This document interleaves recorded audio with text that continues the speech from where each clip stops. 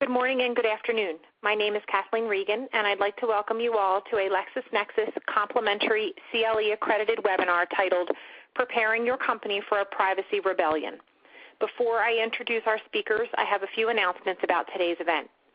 For our phone participants only, if a problem arises during the program, dial *0 for the operator. And for continuing education purposes, those parties listening by phone only, please be sure that you have identified yourself with the operator. If your name has not been taken, please dial *0 now and an operator will take your information. Those audience members listening via computer do not need to identify themselves with an operator. In order to process your CLE credit, please download and complete the Preparing Your Company for a Privacy Rebellion form you will find via the gray CLE widget in the bottom dock of your webcast console. Please promptly return those forms as instructed within them to the LexisNexis CLE team. We suggest downloading these materials shortly after the program begins. Please consult your local rules for further guidance on CLE or contact LexisNexis at cle@lexisnexis.com.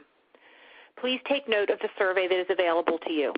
We ask that you please complete it today as it provides excellent feedback for us so we may continue to bring you outstanding programs that meet your needs.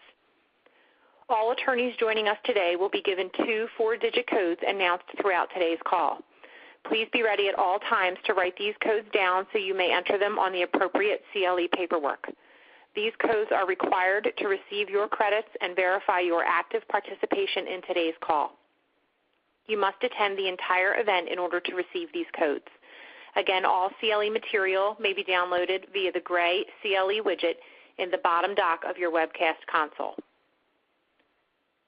The panelists welcome your questions. You may submit your questions via the Q&A tab of the webinar platform throughout our program today. The panelists will try to address as many audience questions that are submitted through the Q&A tab as possible during the last few minutes of the program. Please keep in mind all questions may not be answered due to time constraints. We will not be receiving questions over the phone line and will only receive questions through the web portion of the program via the Q&A window. And now I'd like to introduce our speakers. Complete biographies are included with today's PowerPoint. David Katz is a partner in Nelson, Mullins, Riley & Scarborough's Atlanta office, where he leads the Privacy and Information Security Practice Group. He counsels clients on the development, management, and oversight of privacy and compliance programs. Usman Ghani is Managing Director of Infinium Strategy Group Incorporated and has extensive experience in their core competencies, such as big data, business intelligence, master, meta, and reference data management.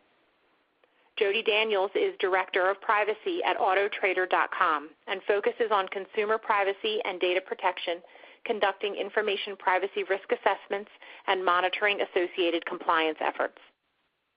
Dan Schroeder is the partner in charge of Habif, Arrighetti & Wynn's Information Assurance Services practice that serves leading technology-based companies on a national and international basis. Before we begin today, I would like to take a moment and announce today's first CLE code. Attendees, please note, the first CLE code for today's webinar is 4965. Again, the first CLE code for today's webinar is 4965. Panelists, the floor is yours. Thank you so much, Kathleen. This is David Katz, and as Kathleen explained, I'm a partner at Nelson, Mullins, Riley, Scarborough here in Atlanta, Georgia, where I lead the Privacy and Information Security Practice Group. And we are thrilled to have so many people participating on the call today. First, I want to set up the premise of this presentation. And really, this concept grew out of an article that's posted at litigationconferences.com that I wrote in June of this year that talks about the surveillance state and preparing your company for a privacy rebellion. The explosion of news about the top-secret prison program reported by The Guardian and The Washington Post has raised privacy and national security matters to the forefront of the national consciousness. The revelation about the existence of a massive NSA surveillance spy grid that collects data on communications of millions of Americans has placed privacy, big data, and national security on the front pages of every major newspaper, publication, and news website in the world. The effect is that it's forcing the acceleration of a long-standing tension in a free society over intelligence gathering, national security, freedom of speech, secrecy, the role of journalists, and proper oversight, and the right to be secure in one's persons and papers. In light of the recent scandals involving the Department of Justice seeking warrants for journalists, the IRS scandal involving the targeting of political groups, and now revelations regarding the prison program, many American citizens may be unwilling to trust a government response, which is essentially to say, trust us. As the details are revealed, there appears to be some confusion and lack of clarity about the truth of what level of participation, if any, some Fortune 500 companies may have had as part of this program. As the news continues to break on these matters and more details emerge about the scope and nature of these programs, the central question is one wonders if the public will become more vigilant about the sharing of personally identifiable information with corporations. The question presented today is what effect will these events have on consumer attitudes regarding privacy and the disclosure of personally identifiable information? Could the behavior of the government create a backlash among consumers and cause a deeper examination by the American people of their willingness to unknowingly or indifferently turn over their personal information to corporations? And second, do these events present an opportunity for marketing executives, boards of directors, and others in corporations to put forth the idea that consumer privacy should be a central focus for consumer engagement for the future? Is there a benefit to corporations differentiating their brand in the marketplace as a transparent protector of consumer data? So one wonders if ever there were a time for corporations to embrace transparency with how consumer data is shared, collected, and processed. This might be that time. The recent events could possibly fuel what could be a cultural shift, which causes the American consumer to begin to read corporate privacy policies. And possibly this could be the event that aligns American consumer attitudes about personal information more closely with the attitudes of populations in Europe. European attitudes on personal privacy tend to be more conservative, primarily because of the abuses of World War II. This may be the cultural shift that certainly could cause the American consumer to begin to question whether it's better to receive free coupons for extra coffee or to not have shopping habits data mined and stored forever by companies in order to learn more about their buying habits. Whatever the outcome, there may be a new consumer market emerging which could demand greater transparency and disclosure for the ways in which personal information is shared, collected, and stored by corporations. And this market may arise rapidly as a direct result of disclosures concerning the government's efforts to surreptitiously collect data. So even if no groundswell materializes, the question presented is how should companies be thinking about consumer privacy? Should they begin planning for consumers to demand more accountability from corporations? And should they be ahead of the curve and begin to market sensitivity to consumer privacy as a value add? And finally, is there an ethical component to responsible data collection and use?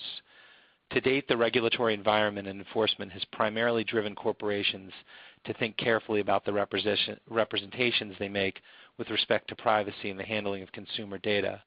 But the real question for this presentation, and part of what we'll be exploring, is whether the market and consumer demand for these protections will develop to the extent where corporations will be forced to be even more thoughtful about how they approach consumer privacy and the handling of consumer data.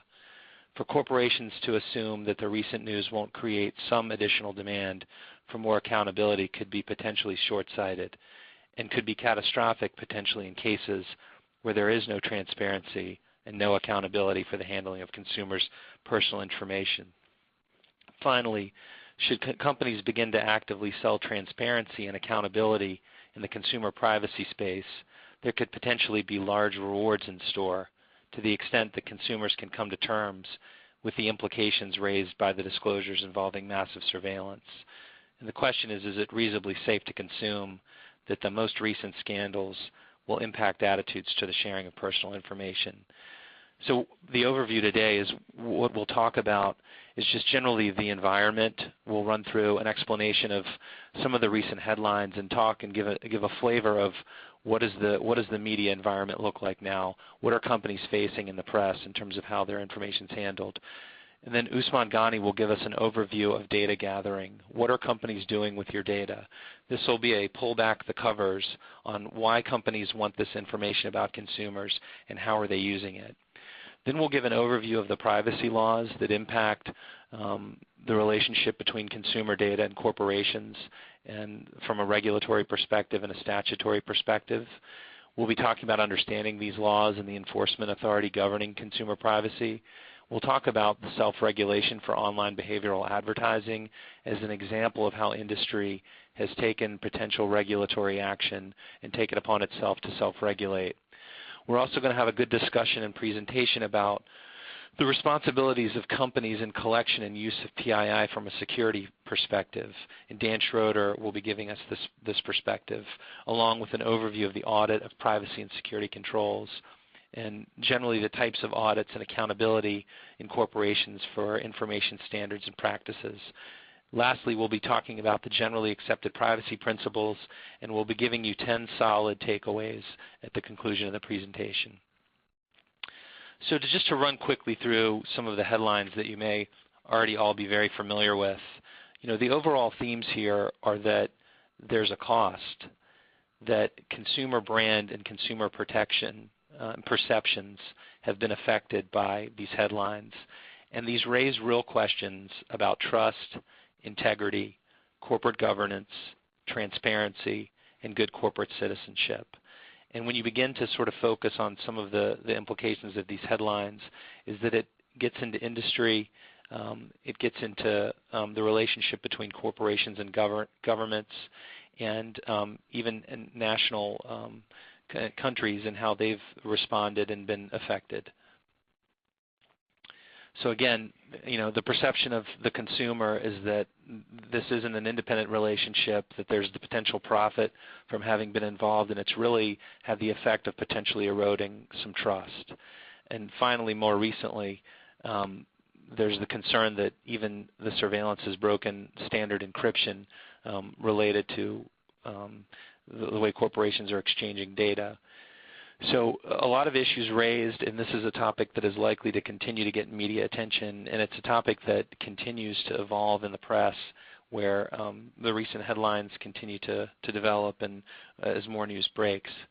So I want to introduce Usman Ghani and turn the presentation over to him and have him give you an overview of why companies want this data and how they're using it. Usman. Thank you, David. So that was kind of a menacing introduction, but I think I'm the guy that creates the data catastrophe you were speaking of.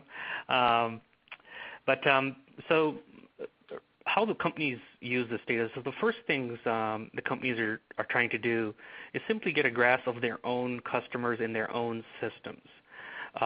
Customer information resides in disparate systems or information silos. They're spread out in the customer relationship management software, ERP software, or in non-structured or structured format, non-structured including Facebook, Twitter, and blogs, etc. So the first thing that they're trying to do is simply get a grasp of their own customer in their own systems. So let's say that you manufacture various flooring products, like carpeting or tiles or whatever. Some of your biggest customers are going to be do-it-yourself big box stores spread out throughout North America. However, this customer information is going to be in many different systems. If the flooring manufacturer has grown through mergers and acquisitions, customer data will reside in multiple ERP and CRM systems. This is further complicated by the fact that systems manage customers as accounts. So the same customer can have sold to accounts, several billed to accounts, and dozens of shipped to accounts spread out across multiple systems. Now the reason I want to capture is because the marketplace has shifted from product centricity to customer centricity. And what businesses want to do is better serve the customer, and for that they need a holistic and coherent view of the customer across their enterprise. Another thing that they're trying to do, and I'm going to go on to the next slide, is they're trying to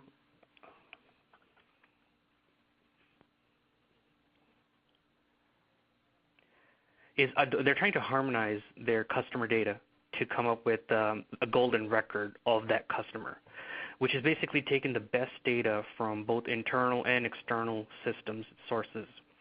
For example, your customer relationship management system may have the best customer interaction information with the company. The financial system may have the best credit information. And a third party may have the latest and greatest address or location information. Now, adding the inheritance rules to all these systems, to all these attributes, you want to collect the best data possible. So I capture, for example, if you look at the email, there's a nobody@nowhere.com that's useless data, and if you're doing market campaigning or things like that, or if you're sending publication to an address, then you're gonna get a lot of your mail back, and you're gonna get a lot of your marketing costs really not convert basically. So you want to inherit the best data possible. So here I ignore nobody@nowhere.com and get their two main emails from these two different systems. And I'm slowly capturing the best information possible, and I'm sort of harmonizing all the systems. So that's another thing that they're trying to do. Another thing is, like I said, because the business place or the marketplace has gone to customer centricity, if you want to compete, you have to serve your customer better. You have to retain your customer. You have to acquire new customers. You really have to understand your customer. It's not so much focused on products. So the other thing that companies are trying to do is acquire a 360-degree view of the customer. So who are they? Where are they? When are they ready to buy? How do they buy? What channels do they use to buy? What features will they want in the future, or even in the next release if it's a software? And now even hardware products, are coming in releases. So what features would you want in your next PDA, phone, or whatever, or tablet? Which product to offer based on what you like in social media. So if you like movies like Bridges of Madison County and you say so on Facebook, I probably shouldn't recommend like a martial arts sequel to you. What kind of values do people have in a certain zip code? I can now customize my marketing campaigns based on that. How do I customize a product for you, the customer, rather than focusing on the product? So a holistic, multidimensional understanding of the customer is the key, to many companies believing to sustaining a competitive advantage over others. Now, a point I'd like to make is that businesses don't want to infringe on the privacy of their customers, but simply provide optimum customer experience or product or service. I mean, for example, you may have an account on Amazon, and you see how accurate those recommendations are for what books or what products you should purchase, so it kind of improves your customer experience. Another thing to note is that this information is often volunteered or broadcasted in a very public fashion by the customer or themselves. So the next slide is kind of a new phenomenon, a relatively recent development, or whatever you want to call it, a phenomenon or buzz, or maybe some people say hype around big data. And so we have three things which are on the left that are creating this immense amount of data through instrumentation, interconnectivity, and intelligence. So there's all kinds of sensors that constantly collect information, like point of sale information, or if in transportation, where something is at a given time, what temperature is it, which compartment it's in. And then you have interconnectivity, which is machine-to-machine connectivity through wireless or wired, and it's 24/7, things communicating to each other. And then there's embedded intelligence. So you have circuits that are intelligent and are very cheap as well. So this has produced this tremendous amount of volume, variety, at a very fast velocity for companies to process. But that in itself is not what the buzz is about. You see, I've used a hurricane as the metaphor here.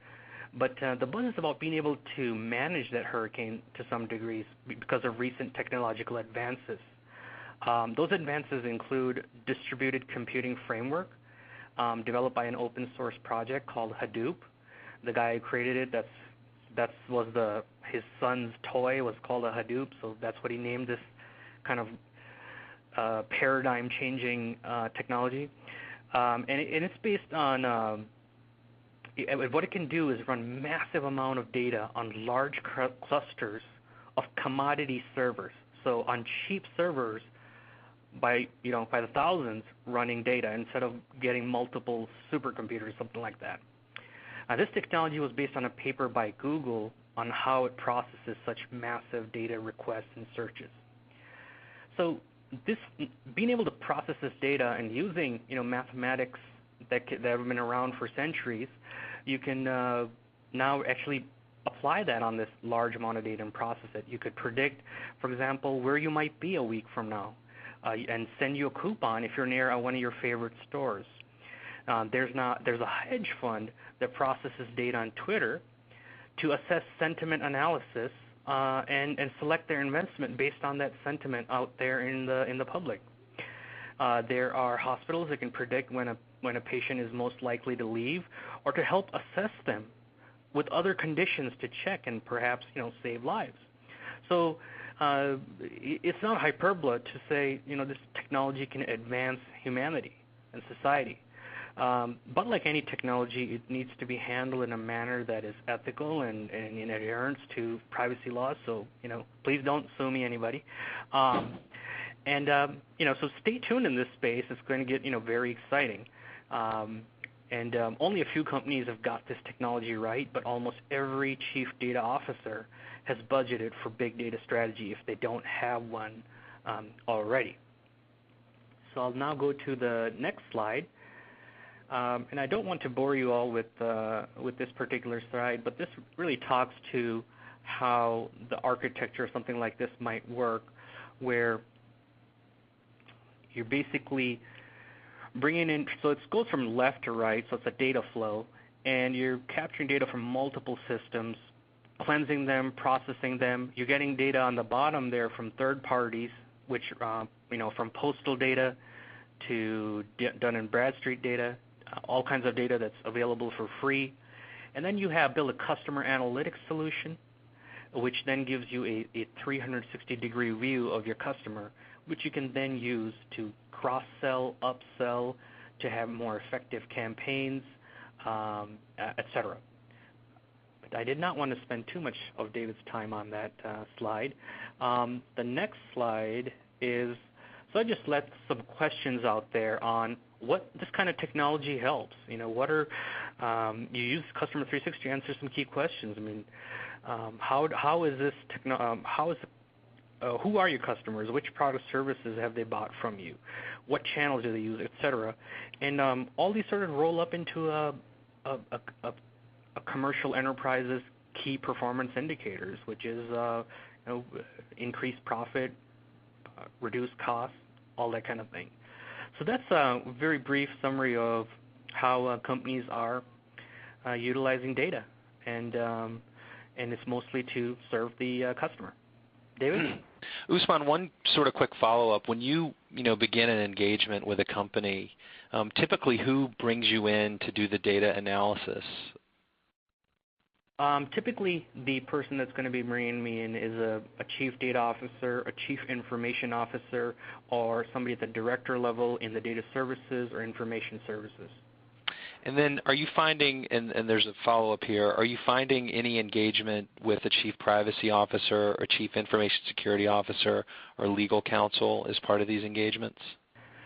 That's, after joining this panel, and, I was thinking about this, and, I've not seen that very important function involved in this type of work.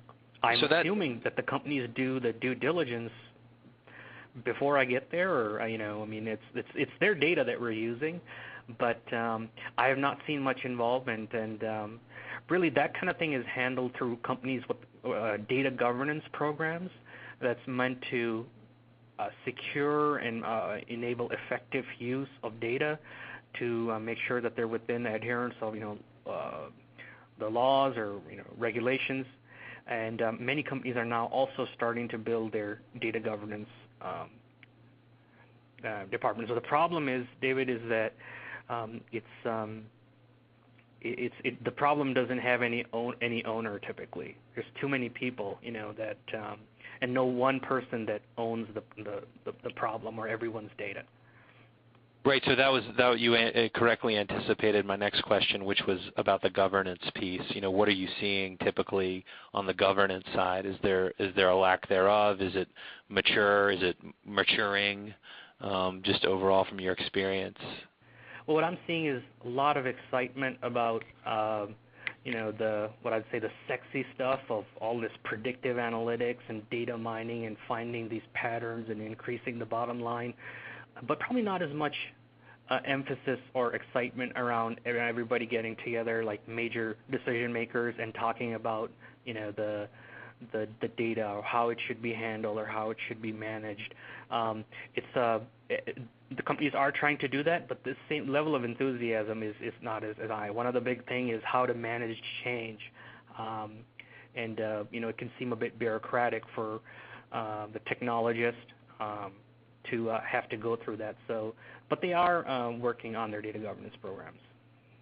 Great. Well, that transitions us very nicely to the next series of slides, and thank you very much for that presentation. So just for the benefit of the audience, and as we kind of have a little bit of a background on the issues related to how companies are handling and processing data and how they're using data, the question really comes up is what laws apply, and how do privacy laws that cover a patchwork of industry sectors, how do they impact sort of data governance and the collection of data? So the U.S. federal laws related to privacy and security have really over the years emerged as a collection of really specific function-oriented laws. And below is an explanation and some acronyms of probably what folks recognize as typically what is considered the universe of privacy law. And so really companies, and particularly general counsels and chief privacy officers and chief security officers, they really have to understand their data environment and, more importantly, understand the regulatory and statutory requirements for the collection, use, and processing of this data. And Usman's point is interesting that the question really becomes, where do the lawyers kind of come in to the data analysis that's being done within these companies? Are they part of this conversation, and do they understand where the data resides, how it's being used, and how it's moving and flowing throughout the organization?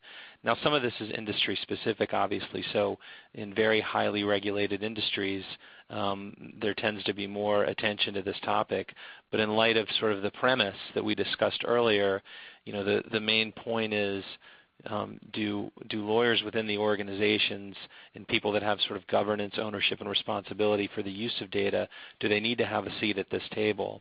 And really, how does good policy and good governance translate into being a good privacy citizen, and why is this important?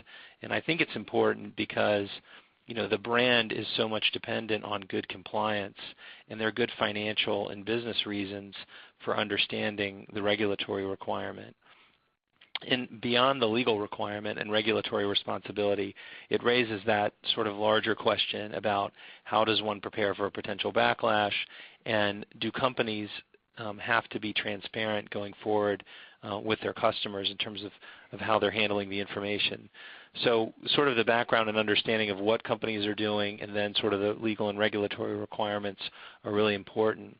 There's a state law component to this discussion as well, and where states have started to gap fill the federal laws related to privacy. So many state constitutions give rights to privacy, and some states apply those rights to privacy even in employees of state governments and to employers, for example, California. And generally, there's specific state statutes that regulate unfair competition, unfair and deceptive trade practices similar to the FTC, breach notification, use and display of SSN, social security numbers, health and medical data, and require the safeguards to protect sensitive data, like marital status discrimination as an example. And then, some specific laws that provide more protection. An example is SB 1 in California, requiring greater protections than Graham-Leach-Biley with respect to limiting what financial institutions can do with personal data, and then the ability to sue from a common law tort perspective for all of the various torts that are as a result of an invasion of one's privacy. So, the enforcement environment out there is active, and it's ironic in some regards that as scandals related to government use of this data and lack of corporate controls in response to requests to this data, one is starting to see states become more actively engaged in consumer protection. And I don't think it's a leap to infer that states may further increase enforcement activity as a result of all the attention that's being paid to whatever the relationship was with these individual companies and the federal government related to the NSA scandal. So it's interesting to see how that might develop in terms of state law enforcement. So just running through very quickly from a privacy law perspective, what are the agencies administering U.S. privacy laws? And it's the Federal Trade Commission, the Consumer Financial Protection Bureau, the FCC, the Comptroller of the Currency and the Federal Reserve, Health and Human Services, OCR, and various state AGs, Department of Transportation. So, privacy and data security is really working its way into some very large sectors of the economy. And each of the agencies and the business regulated by these agencies at some level really involves consumer engagement. And so even if you may not think, well, I have any real interest in what the CFPB may be doing, overall, enforcement and the agencies that do enforcement are engaged at a consumer level. And whether it's banking or mobile commerce or healthcare and insurance, it really requires, based on the environment, companies to really start to think about transparency and disclosure.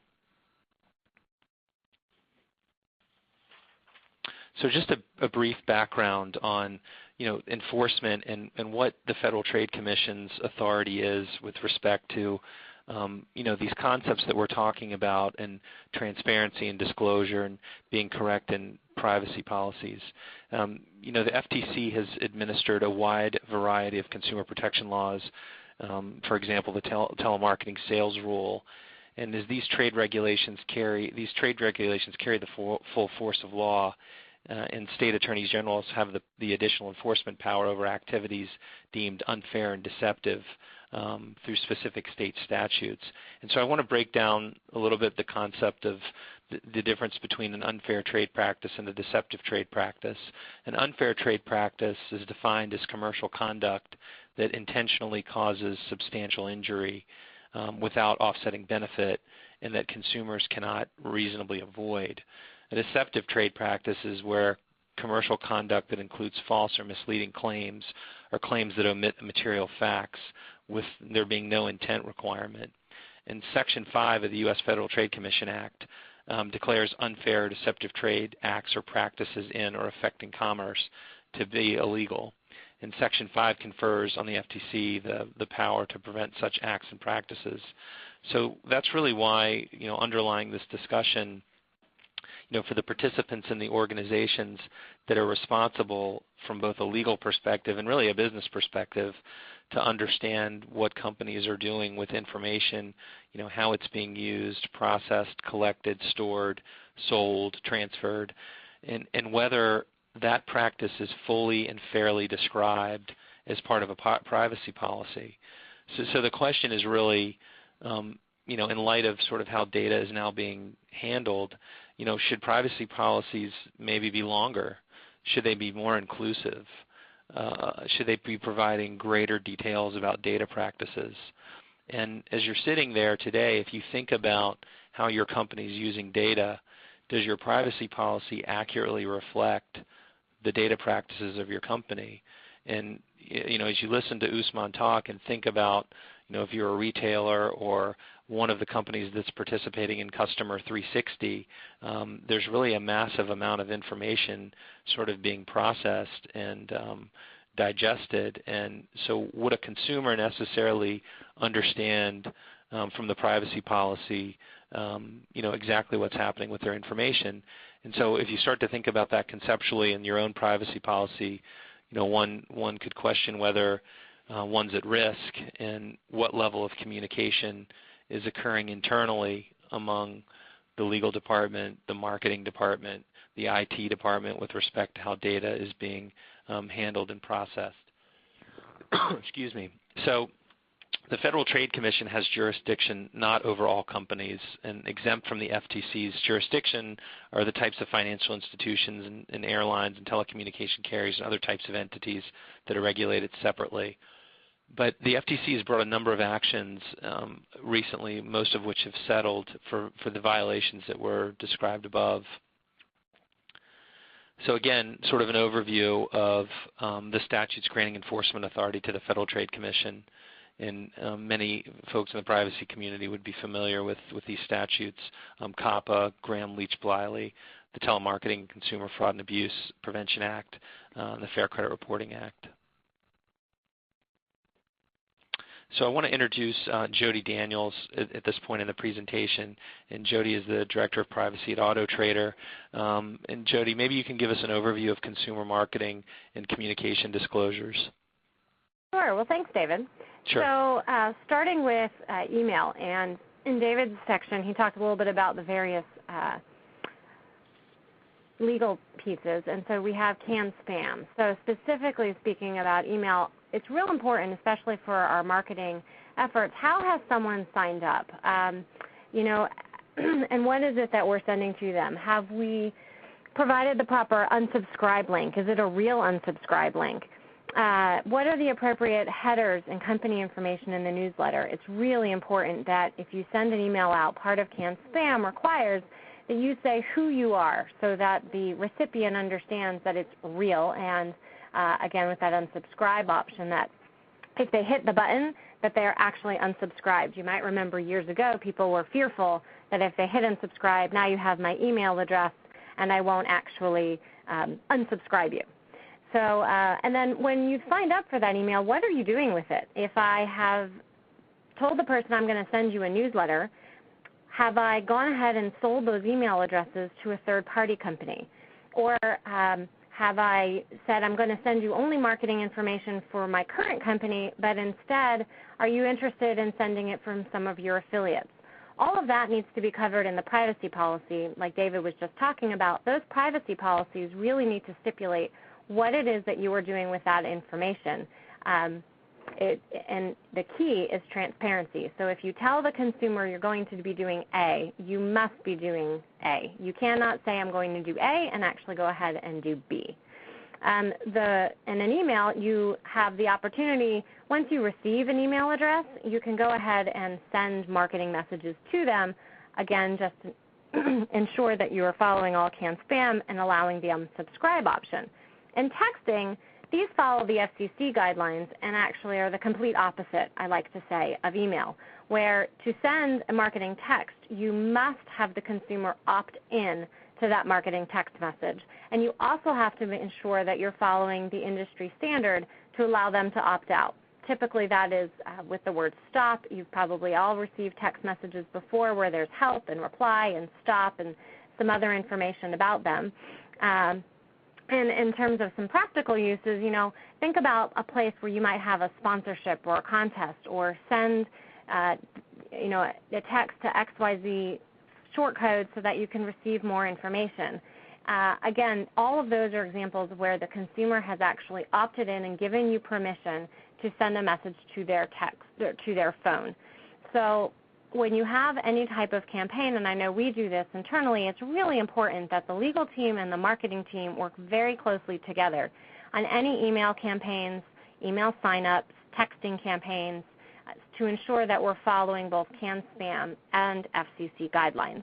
And lastly is telemarketing, and we could have probably hours of webinars on telemarketing. So I really just want to leave you with the notion that there are very specific rules when it comes to using an auto dialer, as well as the pre-recorded, or also known as robocalls rules. So you have the Do Not Call Act that you must follow, and there's even more rules coming out actually in mid-October that are around the use of auto dialers and pre-recorded calls to mobile phones, as well as pre-recorded calls to your residential lines. So if your company participates in these auto dialer or pre-recorded type calls, then I highly encourage you to ensure that you're familiar with these rules and ensure that your marketing efforts around them or your customer service efforts around them are following. Just as an example, for mobile, you must have, this goes to the opt-in, you must have what's called prior express written consent to be able to send a message or use an auto dialer to call a mobile phone, where you cannot just call a mobile phone using an auto dialer. You must have prior express written consent, and that can be done electronically, again, but there's some certain language that you have to ensure that you're following the new guidelines. So just want to make sure that everyone is aware of those specific rules.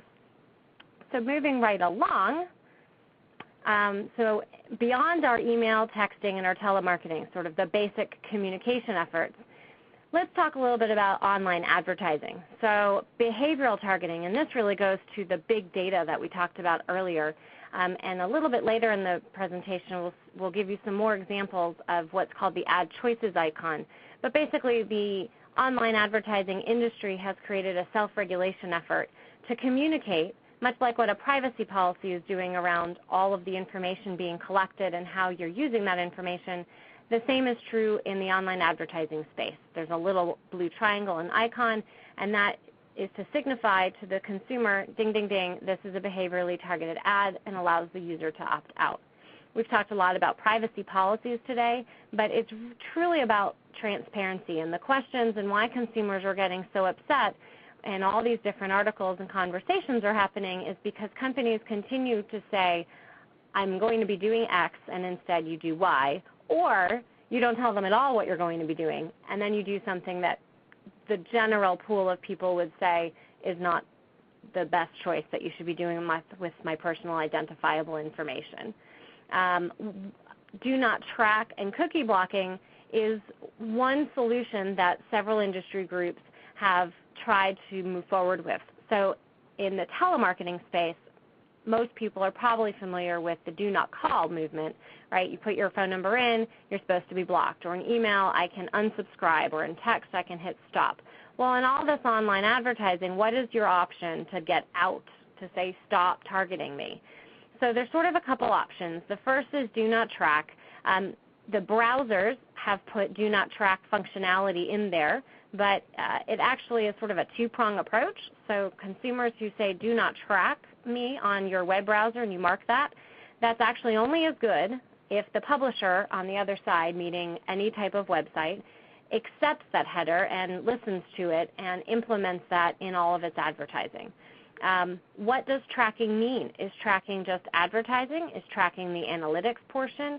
So there's been a lot of debate, and many publishers, there's not an industry standard for do not track because people are still trying to identify and figure out what does tracking mean and to how long and to what extent. It's not nearly as simple because of the technology behind it as it is for a do not call or an email or a text.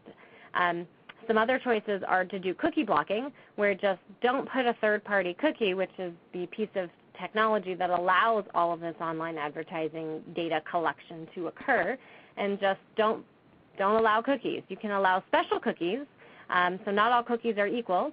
For example, if you're going shopping and you want to remember your username and password or the items you've put in a shopping cart, those are different cookies than the type of cookie that is going to be set so that you can track me when I didn't buy whatever I put in my shopping cart. And like I said here, industry groups are really still debating what do not track should mean.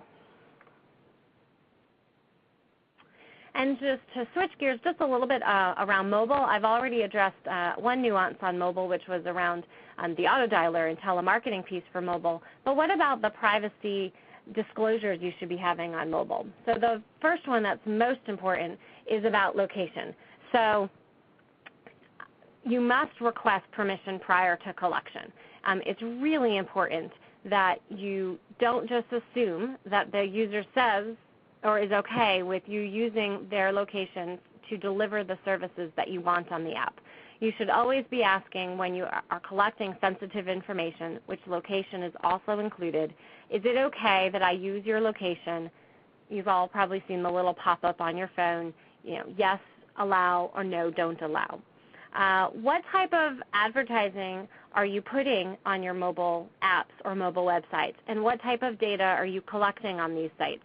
The mobile space is a little bit, I don't want to say behind, but it's not quite as advanced in the data collection area as the websites, but that is quickly changing. And if we had this webinar in 6 more months, I would probably retract that statement. So numerous industry groups are working on what are the best practices for opting out, because like I said, that data collection is really speeding up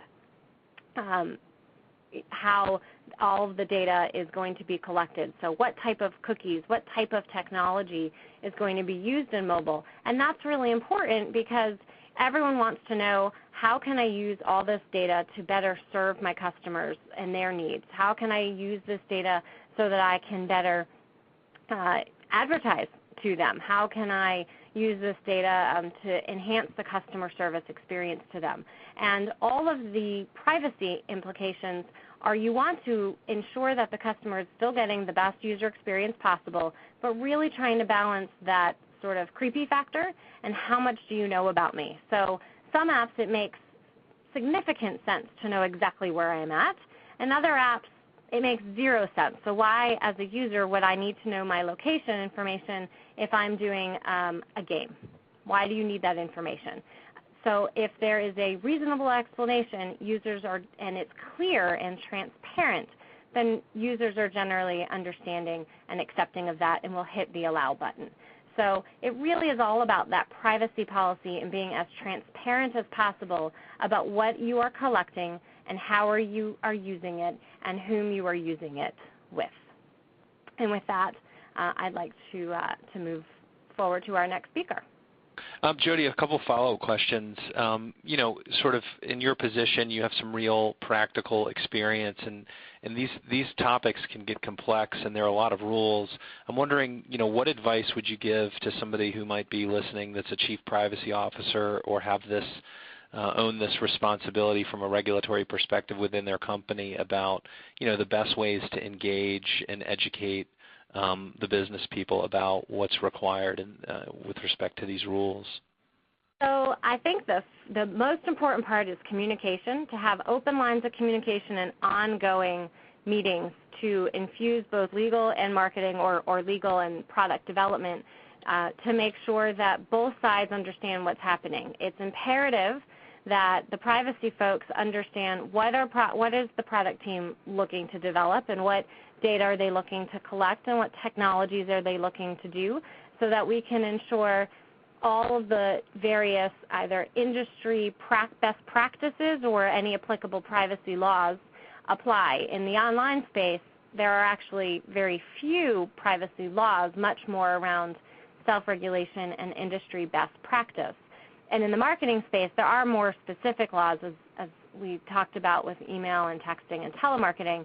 And again, the marketing side needs to be well educated for each different campaign. So if they're going to put up a website and they're going to have a quick, here, enter in your text information so that you can receive updates, it's really, you have to make sure that, did you ask for permission to that texting information? Did you tell them that standard rates may apply? Did you have the proper language? Do you allow them to opt out? And a lot of our marketing folks, they're thinking about the consumer experience. It's the privacy person's job to be thinking about all the privacy pieces, and the two must talk together. So what I have found is to ensure that there's ongoing communication, and I do that by standing meetings. You can try and put together some templates or sort of some standard questions that are signals to the business folks. If you're working on this type of a project and you're going to be doing any type of email, then make sure you call me. Or if you're going to be putting any type of third-party technology in place, make sure you call me. Or in the contracts, if it covers any type of data collection or sending data back and forth, to make that be a signal to ensure that the privacy person or team is also involved. Have you found that sort of as you have explained these concepts and done this education and engagement that questions regarding privacy have started to come from departments or other areas within your organization that you may traditionally not have had engagement with at some point earlier? Absolutely. I feel once you start explaining it to people, everyone I hate the whole expression same page. Everyone wants to do the best for the company, and no one wants to have any trip-ups in privacy. And everyone I've talked to from a personal standpoint has always been, oh yes, I'm very concerned about privacy. And once you explain to them, well, from the company's perspective, we need to make sure that we're following all the right guidelines and all the industry all the industry best practices, that kind of the light bulb goes off and it says, oh yes, I need to make sure that I'm doing whatever it is that I'm doing. And so I get lots of proactive questions that says, you know what, we're about to do this on mobile. We're about to put an extra page where people can sign up for something, or we want to do a special payment plan over here, but personal information is going to be collected, or I'm going to start using location information over here, or we have a new marketing contest where we're going to be collecting information. What is it that I need to be doing? So really the biggest hurdle was just educating people and making them realize that there is a resource for them. And once they realized that there was a resource for them and that it was imperative that we do this so that we're on the cover of any news press for all the great things that we're doing, and not to be on the news for all the other ways that companies have tripped themselves up, everyone was on board with wanting to be on the news for all the good things. Great, that's great. And then just the final question, as someone who's built a program at a major company like AutoTrader, what advice would you give someone who may be sitting on the other end of this call and thinking, I have such a long way to go, it's very the process is going to be so overwhelming, it's going to take so much time. How long from start to finish do you feel like it took to get sort of your program up and running and really sort of the message throughout the company about the importance of this? So I think it's ever evolving. I would say that there's always education to be done. People change roles, people forget. So I would say over the last year we've made tremendous progress in really getting people to be thinking about privacy, but it's always an ongoing process. And I think if you are a large company and have kind of a program management office, that is a great place to start. Or if you're a smaller company and just have a product team or sort of a marketing lead, almost any project or any new development is going to go through some type of a process. And really what you want is to be at the very beginning, just like they're thinking about how many people will it take and how much will it cost. Many people often will think, well, can I legally do that? Is it okay? Can I do XYZ idea? One of those legally type questions needs to be a privacy piece. People always think about the law, but it needs to be, should I do that from a privacy perspective? And I found that starting at that very beginning, at the inception, is the best place to start. And so in a large company, that's a lot easier. You have sort of the project managers who can help you do that. But you also have the product side and you have a marketing side. So sort of depending on if you're a B2C company or a B2B company might determine which is more important for you to have as a starting point, because you can't boil the ocean. You're going to have to start somewhere and just kind of keep going along the way. And it's just an ever-evolving process, but I think that would be a great place to start.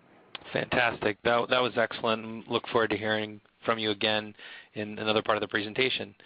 So I want to give you an overview of some of the most recent cases from the Federal Trade Commission, and there are a lot of cases out there, but I thought it would be helpful to kind of go and give an overview of the kind of enforcement actions in past years that have been seen and sort of where companies have gotten tripped up in some of these areas. So the first one is In Re Sears Holding Management Corp. From 2009. And in that case, Sears invited website users to participate in part of their interaction with the website, and they made some specific representations, always on your terms, always by your choice. and customers were paid to participate, and they were downloading software that would track their internet browsing. And the user licensing agreement informed users of the extensiveness of the tracking. And in that case, the FTC alleged that Sears was engaged in a deceptive trade practice by failing to adequately disclose the extent of the tracking. And the settlement required Sears to destroy all data collected, to clearly disclose the scope of the tracking apart from the user licensing agreement and before the software was installed. In Ray Vision Properties is another case. In that case, the company licensed shopping cart software to small online retail merchants. And the software created customizable shopping cart web pages for the client's website, for the client merchant's website, which were managed by Vision, but resembled other pages on the client's website. So Vision Properties was alleged to have violated the privacy promises of some of the client merchants as stated in their websites. It rented consumers' personal information collected through the shopping cart software, and that personal information was used by third parties to send direct mail and make telemarketing calls to consumers. And the FTC found it was reasonable for consumers to rely on merchant privacy policies, and that Vision Properties did not adequately inform merchants of its information sharing. And in that case, Vision settled and agreed to ceasing selling the data and to provide better notice to disgorge $9,000 worth of profit. In some of these cases, it's really interesting as you read the facts and understand the decision, is to kind of think about sort of what Usman and Jody have given background in their description, and to think, as we're reading through these, what must have the decision points been like within the company as these things rolled out? What level of engagement was there as these ideas are being developed and implemented with the compliance and maybe in 2005, not the privacy person, but it's instructive to sort of, as we've heard from some leaders in these areas, to think about how this might have played out with some of the structure and understanding that we've talked about on the call. And while privacy and legal cannot be the offices of no, what they have to be is fully engaged as part of the business process to understand exactly what's going on within the organization to be able to prevent a misstep. So that's really the takeaway. Many of you are probably familiar with the Gateway Learning case. Gateway Learning's corporation's privacy policy said it would not sell, rent, or loan personal information to third parties unless there was consent. And later, Gateway altered its policy to allow the renting of personal information to third parties without informing customers or obtaining their consent. Gateway settled the charges and agreed to avoid making deceptive claims or retroactively change its privacy policy without consumer consent, and paid $4,608, the amount it earned from renting the information. So again, at some point within the organization, some department had an idea about how they wanted to change some things, and whether it was an innovation or something that would have allowed sort of greater engagement, in this case the selling of data, and purely for a profit reason, one has to wonder, how effective were the individual or internal teams, and maybe in 2004, before any of this was really an issue, maybe not so effective, but in light of how things are today, where would the individuals have been sort of involved in this decision? So the other case is ToySmart. An internet toy retailer went bankrupt, planned to sell all its customer database to pay back creditors. This action violated its privacy policy, which stated that a customer data is never to be shared with a third party. And so ToySmart and the FTC settled, agreeing that the bankruptcy court had to approve the buyer, and the buyer would be limited in how it could use the information. And this is a very common issue that comes up in both acquisitions and when companies are changing sort of the format and how they operate, their business model, and why you see customer privacy policies with different versionings, and making sure within the acquisition context that the buyer or seller clearly understand what responsibilities they have to the data. So this case, I think, really illustrates where privacy can really rear its potentially ugly head in a number of different places.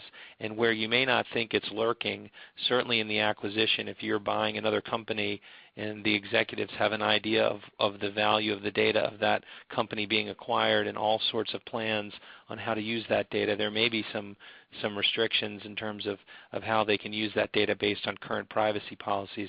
That's really another presentation on acquisitions and privacy issues in acquisitions, but you can see sort of how it's related.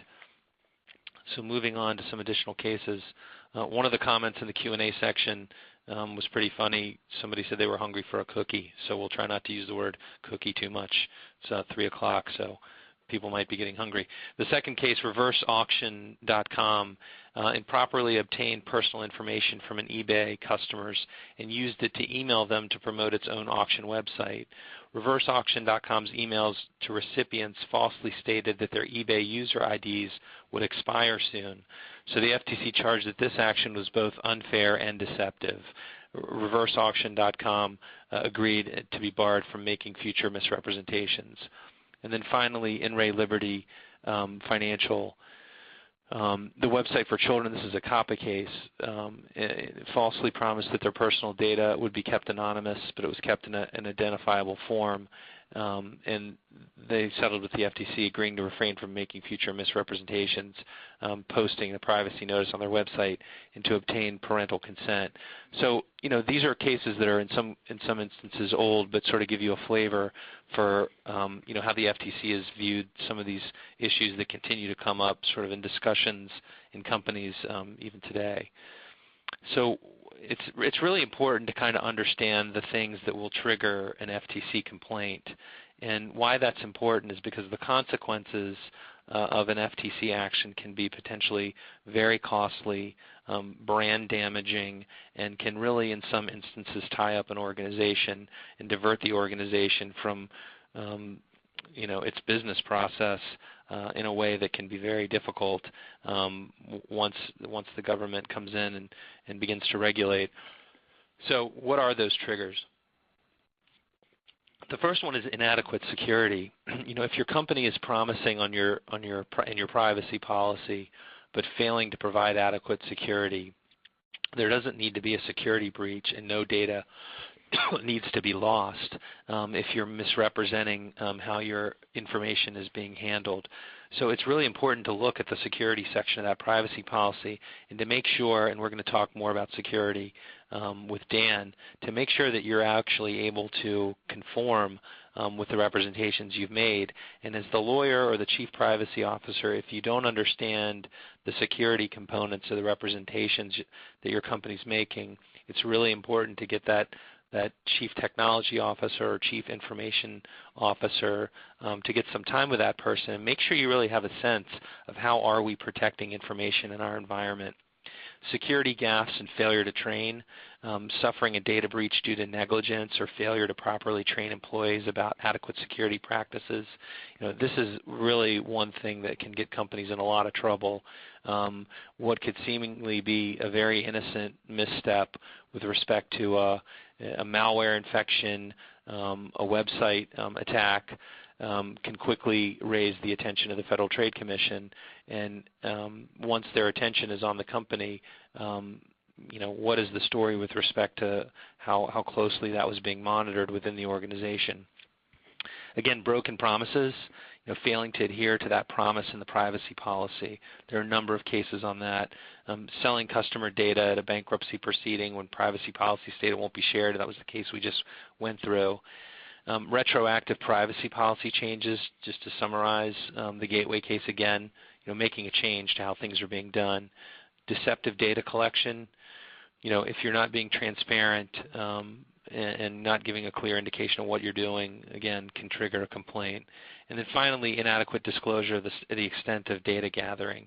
Now, this is a 2009 case, and we talked about the Sears Holding case, but if you view sort of this trigger in light of sort of Usman's presentation and then consider what you may or may not know in your own organization, it really sort of becomes a much more critical thing to understand. And this is a process, as we understand through Usman's presentation, that is really kind of changing on a day-to-day basis in terms of just the sheer technology that's available in order to be able to analyze this information. So I want to talk for a second about these 2013 cases just to give you something more recent. So, this is a quote: "The new FTC chief warns Google, Twitter, and big data companies to respect consumer privacy," and that was August 19th, 2013 with that quote. So two of the 2013 cases that are on the FTC website is their approval of a final order settling charges against HTC. And they approved this final order based on the fact that HTC failed to take reasonable steps to secure the software it had developed for its smartphones and tablet computers, and that there were security flaws that placed sensitive information at risk. And the settlement was announced in 2013, and it required the company to develop and release software patches to fix vulnerabilities in the company's devices. The company was also required to establish a comprehensive security program designed to address security risks during the development of devices and undergo independent security assessments, not just for 1 year, but every year for the next 20 years. And the settlement, of course, prohibited them from making false or misleading statements, and violation of the consent order may subject civil penalties up to $16,000 per violation. So really, the end result of really not having that program in place prior to this order being entered, now the company is required to set up this infrastructure to develop this program, and they're under sort of government regulation and have the consent order hanging on over their heads to do so. So the question really is, should companies consider and be sort of proactive and develop some of these processes and these programs, one, to prevent some of these issues from occurring in the first place, but in the event that there is some sort of regulatory action, to not have to start from scratch. And so the proactive concept is one that I know a lot of companies are starting to think about. The other case from 2013 is a final order about CBR systems, that it failed to protect security of customers' personal information, and that it had inadequate security practices that led to a breach and exposure of debit and credit card information.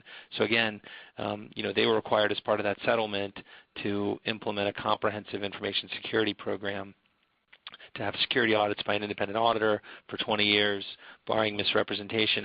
And I would encourage anyone sort of that's out in the audience to go onto the FTC's website and take a look at the consent orders that these companies are being asked to enter into, and to think about how to benchmark yourself potentially against what's being ordered, and use that as the starting point to maybe have a conversation with your CIO. Your CFO is also a good place to maybe have this conversation about what controls do we have in place. If we had a breach and someone were to ask, what does our environment look like, would we be able to have a good story to tell about that environment? And I think sort of given what we're seeing from the Federal Trade Commission, I think it's very clear that companies that aren't kind of paying attention to how their data is being secured are really operating sort of at their own peril. And to the extent, in continuing with our theme and our premise, to the extent that consumers begin to demand this and hold companies accountable, I really think that the enforcement is only likely to increase. So I want to talk a little bit about the mobile environment and mobile application development, because this is another area that we're seeing a lot of comment and attention from the Federal Trade Commission. And it's interesting because the Federal Trade Commission has made it very, very clear sort of what their expectations are. And so to the extent that companies are not focusing on that, it's very difficult for a company to say, well, we just didn't know and didn't have a good way to sort of build these processes in. The Federal Trade Commission has been very, very clear in their links within the presentation to where these guidelines appear about what they're looking for. So for mobile application developers and for companies that are thinking about beginning to do some different kind of consumer engagement, either in mobile commerce or just on the retail side, what does your app need to tell your consumer? and it needs to be truthful first. It needs to tell the consumer what the app can do. It needs to disclose that key information very clearly and conspicuously.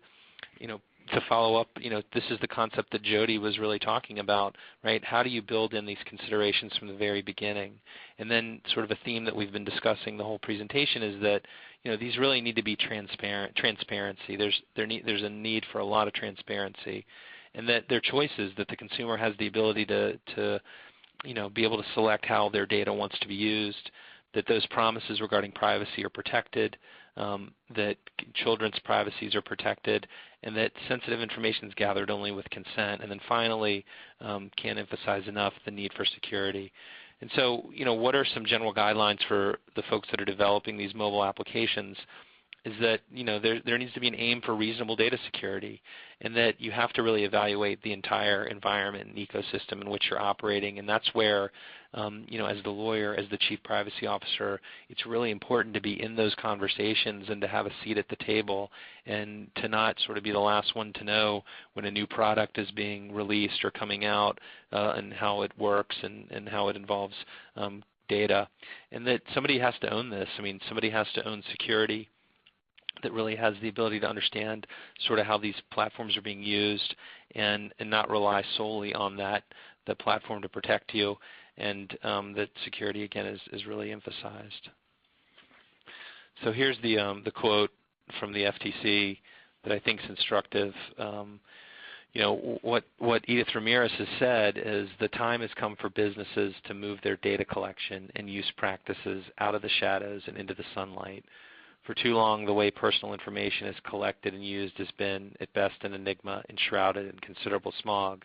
And I think sort of listening to Usman's presentation, it's easy to understand why, right? It's complicated, and it's not always very clear how companies are using information. And I think as a result of that, and I think this further underscores some of the premises we're talking about, the New York Times ran an article recently, August 31st, about Axiom, who's a data broker, offering a peek behind the curtain. And that's a really interesting article. You can Google "a data broker offers a peek behind the curtain" and read about how they made a decision to allow customers to go onto their site and begin to look to see at aboutthedata.com is their site. And I went on today and put in my information and looked to see what they have on myself. And really, the company has details on household makeup, financial means, shopping preferences, leisure pursuits.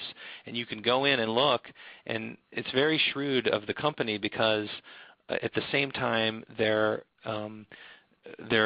being a good privacy and data citizen by allowing choice and giving you the ability to change things and opt out. What they're also doing is they are creating an environment where the data that they do have is pristine, cleaned up, and is that much more valuable to the company. So it's really a win-win, and I suspect that you'll see sort of a lot of other companies take that track. And I think it creates a feeling among people and consumers that this company is sensitive about data collection and are privacy good guys. So with that, I want to give it back to Jody, and I know Dan's being very patient, and I'm excited for his portion of the presentation too. So Jody, if you'll go ahead and take it from here. Sure. So the Digital Advertising Alliance, which is nicknamed the DAA, is a consortium basically of a number of online industry trade groups that got together to say, well, how can we be more transparent to the industry and to advertising? And so they basically formed this alliance and created a set of principles to have self-regulatory principles for online behavioral advertising. They established in July of 2009.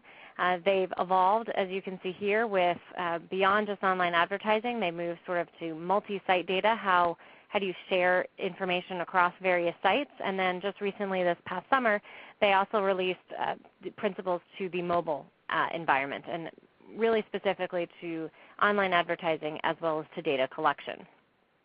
And so just sort of as a high level, given the essence of time, and we do want to make sure that we hear from Dan. So there are basically 7 principles. Education, making sure that organizations educate individuals and businesses about online behavioral advertising, or OBA.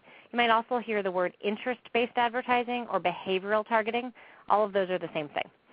Transparency principle, we've really talked a lot about transparency, and this is probably one of the most important principles within the 7, which is telling the consumer what it is that is happening and how data is being used. Consumer control, that's the opportunity to allow a consumer to opt out. Data security, so thank you for telling me that you've collected all this data. Now tell me, or organization, you must also secure this data very in an appropriate manner. And moving right along, the material changes. So if you told me that you were going to be collecting this data, using this data in a particular manner, and now you've changed your mind, so there's a material change, how have you communicated that to the consumer? And in some places, is there consent required? The sensitive data, you heard a little bit about the Children's Act, so there's a whole different set of principles when it comes to online advertising and data collection for children under the age of 13, but also as it relates to personally identifiable health and financial data. And some would say that the location data that we speak about in the mobile environment would also apply to the sensitive data principle. And the last principle is the accountability principle. So how are you as an organization being held to follow all the self-regulation that you have signed up for? And basically the Center for Better Business Bureau and the DMA have been tasked to be the monitors and to be the folks who are watching all of the companies who say, I'm going to adhere to all these different principles. Great. So I may not have completely tied this together, and I think it's important to understand that these examples that we're giving in terms of the Data Advertising Alliance, these were really developed as a result of the industry coming together and putting together these principles. And the reason that they did that is because in 2009 the Federal Trade Commission said, look, we're thinking about regulating here, and the industry as a result of that came up and created these principles. And so I think it's instructive, depending on where you sit and what industry you're the attorney in or the chief privacy officer for, what are likely to be the principles that arise as a result of what regulators might be insisting on. So just to give a little context, so the principles for multi-site data are really very similar, and certainly can go and look at those, and they're applicable in the mobile environment too. And transparency and control for cross-application data, location data, and personal directory data in the mobile environment really call for the same type of notification to consumers, giving them choice and requiring consent. And then, Jody, I wanted you to talk about these next slides because I know that's something that you've actually implemented, and so it would be great to have some background on that. Absolutely. Jody, if you could pardon this interruption, please. Sure. Thank you, Jody.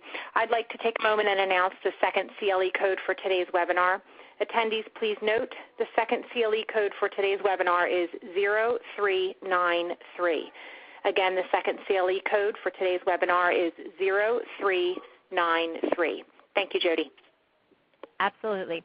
So the DAA, that Digital Advertising Alliance that we spoke about, basically created this little blue triangle, this icon. You heard me talk about it earlier before. It's called the Add Choices icon, and it's called the Enhanced Notice. And this is to be the universal signal to a consumer that data is being collected about them, and it's to be placed in two places. The first is on the bottom of a website that website is collecting data, and it's also to be included in the actual advertisement for any type of online ad that is using third-party data or any type of data to target that ad. The little blue triangle would be there, and basically the user would click on the little blue triangle, and it can either be a very standard one. So in the advertising space, there are some companies that sort of deliver all of these advertisements for them, or you can brand it specifically for your own company. But it is to say, hi, consumer, you have received this ad, or you've come on this website and data is being collected about you, and you can list all the different companies that you're working with who are collecting the data. So David mentioned Axiom. That might be one of the companies that is listed there. There's some other companies like Adobe you might have heard of. Hundreds of companies participate in this particular space, so you can list each of the ones that you participate in, or you can just send the user to this website here called aboutads.info. And that tells the user to go here, and they can learn a lot more about online behavioral advertising, and they can opt out of certain companies or all of the companies, but it really is about providing that person with the education on and choice, which really goes back to those 7 principles that we've been talking about. And then I think the last slide that we have about this is just an example of what it looks like. So the disclosure page would include an easy-to-use opt-out mechanism here. And like I said, if you were to go to autotrader.com, you would look at the bottom of the page and you would see the little blue triangle. You'll see that we've branded it. If you go to other websites, you'll look at their bottom of the page. You'll see ad choices or the little blue icon. You can get a sense of what it looks like and how companies have evolved that. And I encourage you, as you start scrolling through the Internet, look at the different advertising, and you'll see the little blue triangle in the upper right-hand corner. And so now I think, Dan, it is your turn.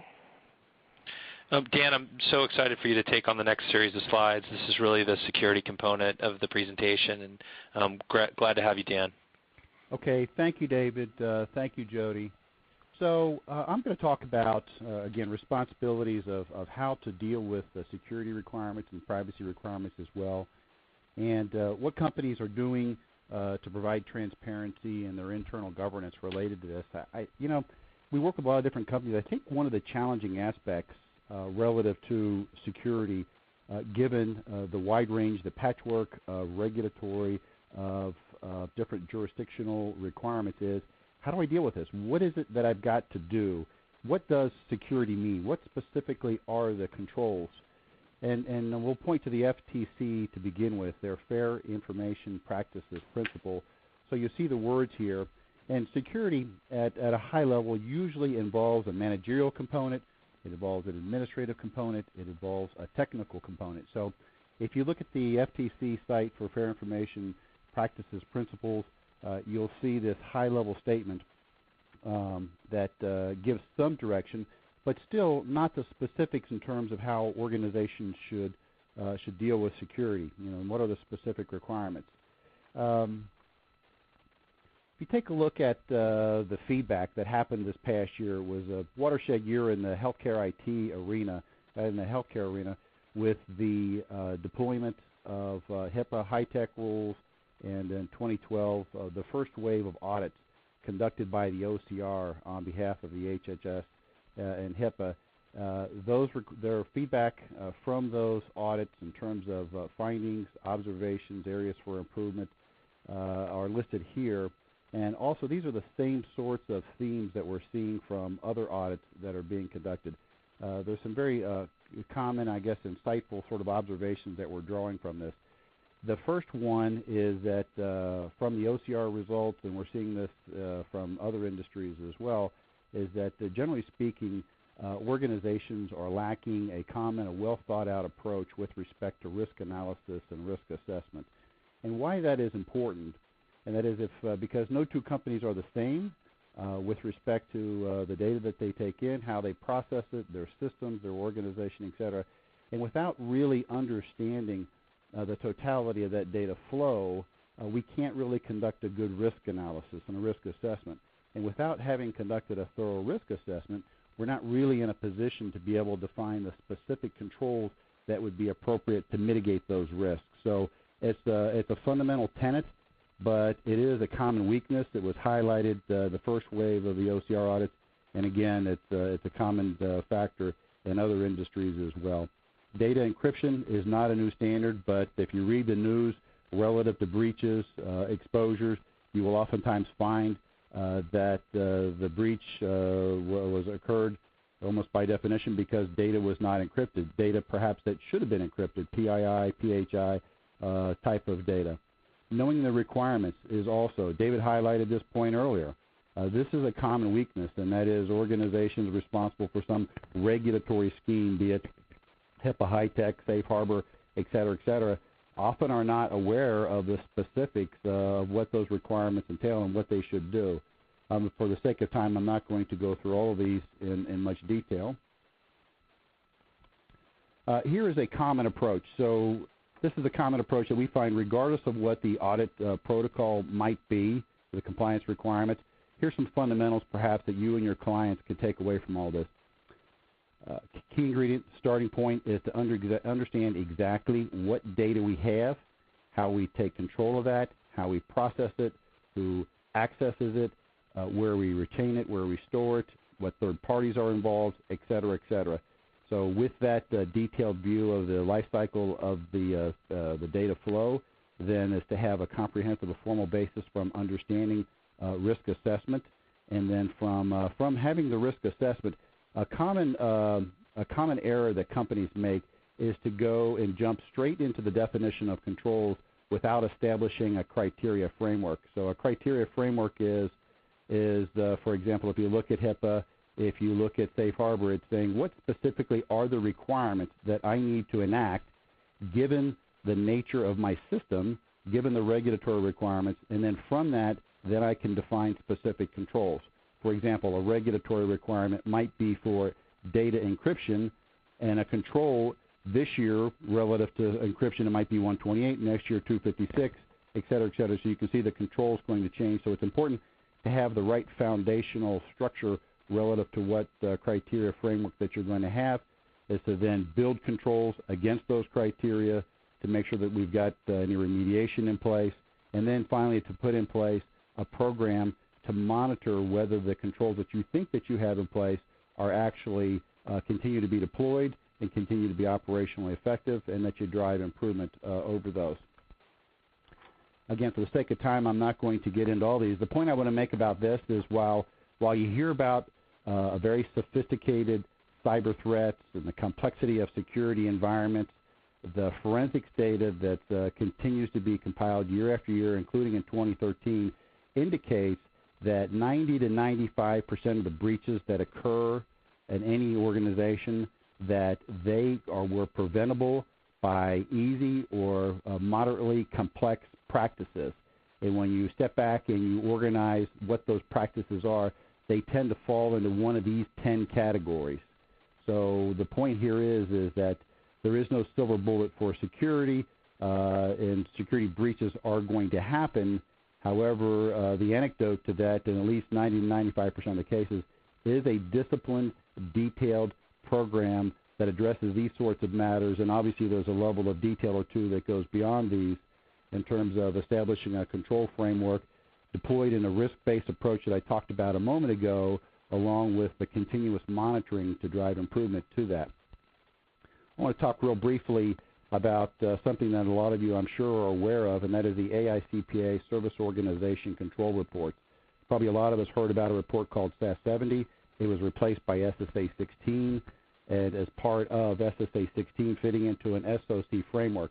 SSA 16 is branded as SOC 1. SSA 16 and SOC 1 are for matters that pertain to financial risk. They're for matters when a service organization is providing some output that affects debits and credits to where the auditors of the organization they're supporting would be interested in their output. The reason I emphasize that is that in many cases, static on my line, hoping everybody else is not. But the reason I emphasize that is that many times we see organizations that have privacy-related risk and are performing privacy functions, but that are also putting forward an SSA 16 SOC 1 report in the context or with the assertion that that is representative of or addresses privacy-related risk.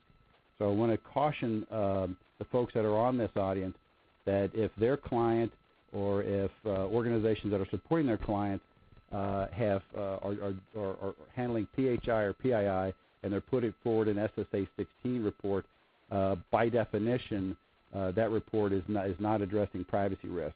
The place to address privacy risk is in an SOC 2 report. And so an SOC 2 report provides a structure, a framework, and a lot of detail in terms of addressing that. SOC 2 report can cover one of 5 different principles. One of those 5 principles is privacy, and the privacy principle is a function of 10 supporting sub-principles that address a full life cycle of privacy risk management, and it's based upon international standards. It aligns to the FTC Fair Information Principles Practices I talked about a moment ago, and can provide it provides 73 detailed criteria that you can take for most organizations and determine which of those criteria are appropriate to them, given the nature of their system, compliance requirements, etc., and use that as a basis for establishing a control framework. Okay, so with that, I am going to turn it back over to David, assuming David is still on the call. David, are you there?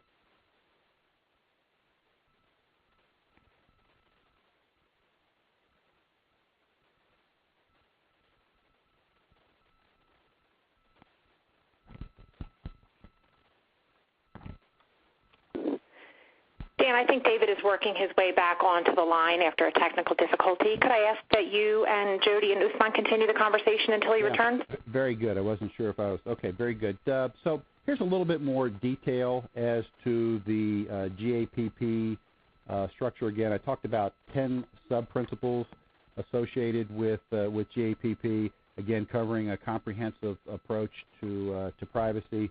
So they're here. Not enough time in this particular presentation to cover this in a lot of detail, but suffice it to say there are supporting criteria that define each one of these sub-principles and provide the basis for a comprehensive control framework. So with that, let me ask if David has been able to reestablish his connection. And or Jody, if you're there, perhaps you can help me walk through these final slides. Hi, I am here. Let's see. I want to make sure. So final takeaways. Okay, corporations. So I think really what we've been talking about is transparency and disclosure. We've really highlighted this significantly, and the privacy policy is really that very first step of being transparent and telling your users what it is that you are doing with any of the information that you're collecting about them. We've talked about that any changes that you make to a privacy policy that are material, you're going to want to ensure that you have engaged qualified counsel to make sure that you have notified any of those consumers. If your company is able and you have not already considered, you should really consider a chief privacy officer who can have a full-time focus on that, or at least at a minimum to have someone in the organization who can really be dedicated to keeping up with the ever-evolving, changing privacy laws, and especially if you're in certain niche areas like finance or health or retail where they have some very specific privacy laws. And then any corporate initiative, whether it's a new marketing program, a new product or service that you're looking to implement, it's really important to consider what data are you collecting, what privacy laws might be involved in any of that. And so I might just have Dan or Usman, do you have any other closing thoughts that you would like to add?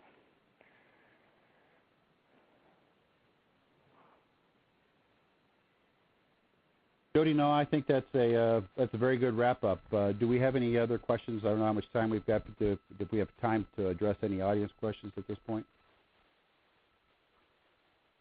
We have a minute or two remaining if you'd like to take a question. Okay.